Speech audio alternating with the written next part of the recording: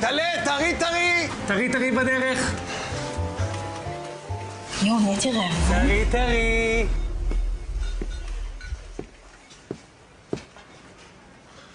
מה זה? טרי?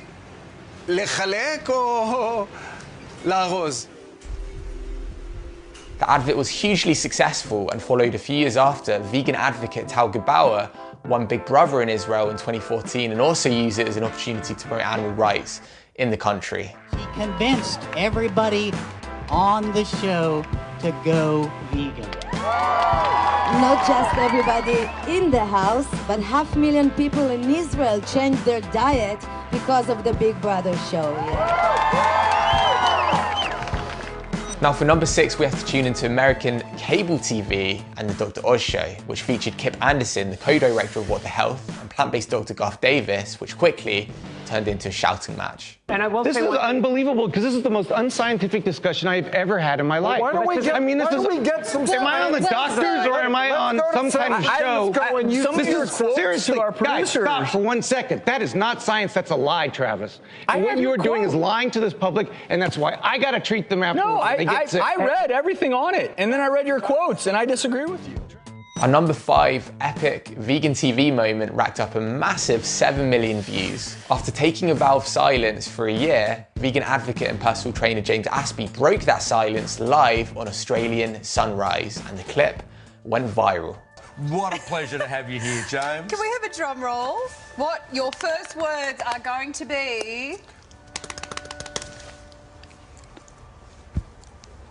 Oh, okay. All right. James, I can assume that this was a kind of Vipassana. Why did you do this? Thank you for asking. Oh, lovely to have you back. How does it feel? Great to be able to talk. Ooh, sounds different. Yeah? Can you feel, is it difficult to exercise those muscles after so long? I'll tell you soon. Yeah, great. Okay, the reason I took the vow of silence was to raise awareness for the voiceless victims of this planet. The animals. The animals.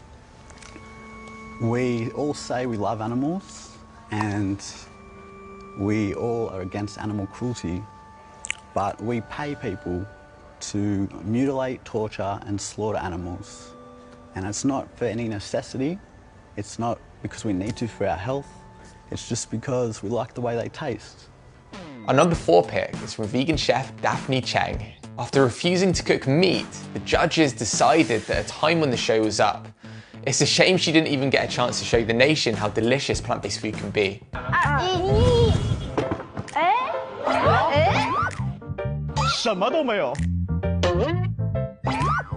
There's a mystery box of ingredients, just like in, the other food competition shows. And so our box was empty. Nicholas had asked that we reverse roles. So they asked the meat chef to cook vegan, and they asked me to cook meat. 一个可以煮素，我没有问题。一个做荤的。不可能. And that's me saying impossible. And they made it sound like I said it 3 times in a row, but actually they cut it because they kept asking me. And then they cut it into 3 times. I haven't had meat in 16 years, and I'm not going to change that just, for a competition. Nicholas is asking me if I'm refusing to cook meat, then that means that I'm going to withdraw from the competition, right? 那再见，不好意思。谢谢你。谢谢。谢谢你。他很希望。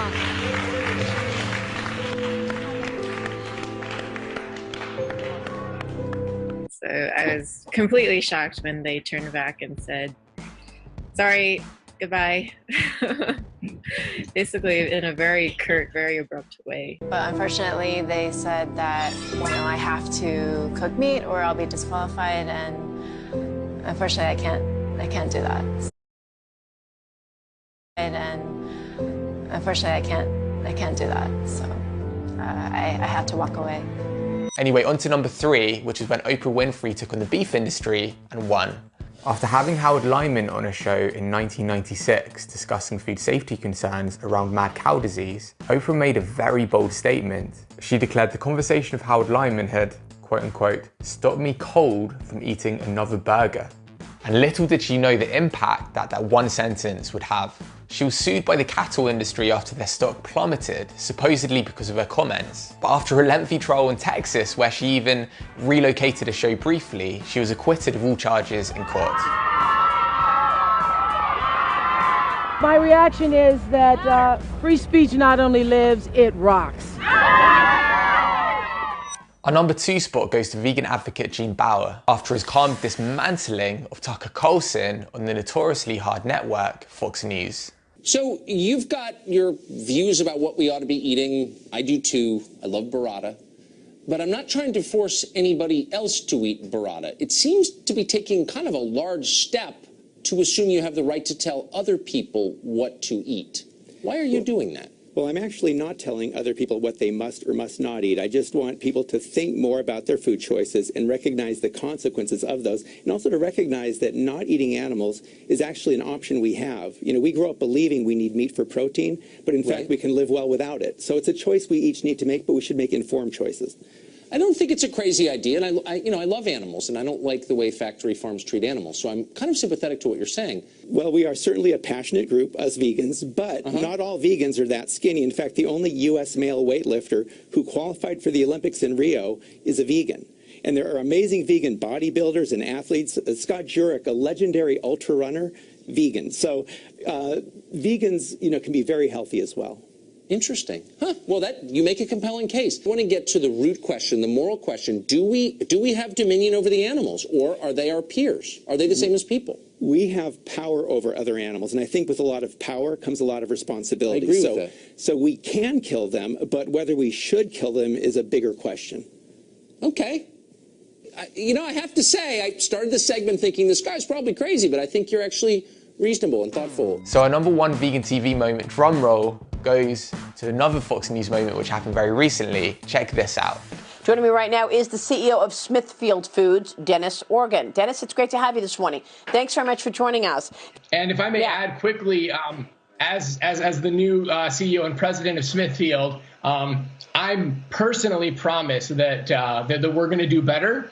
And the first change under my leadership is transparency and at times brutal honesty. And the truth is that our industry, in addition to the outbreaks that are happening at our plants, our industry poses a serious threat in effectively bringing on the next pandemic with CDC data showing that 3 or 4 infectious diseases come from animals, and the conditions inside of our farms can sometimes be petri dishes for new diseases. Hog farming also causes immense harm to our air and waterways. Well, Dennis, that's what I want to ask you about. What's really funny about this is Maria Bartiromo, the TV host, really thought she was interviewing the CEO of Smithfield Foods, which is a massive meat giant. But in fact, it was Matt Johnson from animal rights organization DXC. I mean, let's look at the comparison of the two. You have to admit they do look pretty similar, but the fact that Fox News were duped was quite startling. The sheer audacity of Matt Johnson to pull off such a stunt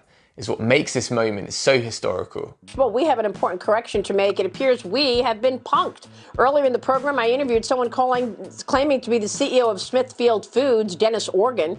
We've since learned that was not Dennis Organ, but an imposter making false claims about the company. Anyway, thank you so much for watching. Let me know down below your favorite vegan TV moment, and I've got a surprise for you because we've actually left one very special moment off this list. It happened 2 days after our exclusive interview with the very man himself, when he gave his truly historic speech.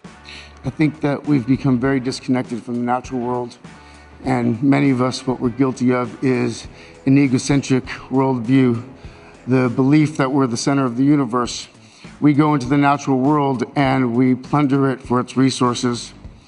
We feel entitled to artificially inseminate a cow, and when she gives birth, we steal her baby, even though her cries of anguish are unmistakable. And then we take her milk that's intended for a calf, and we put it in our coffee and our cereal.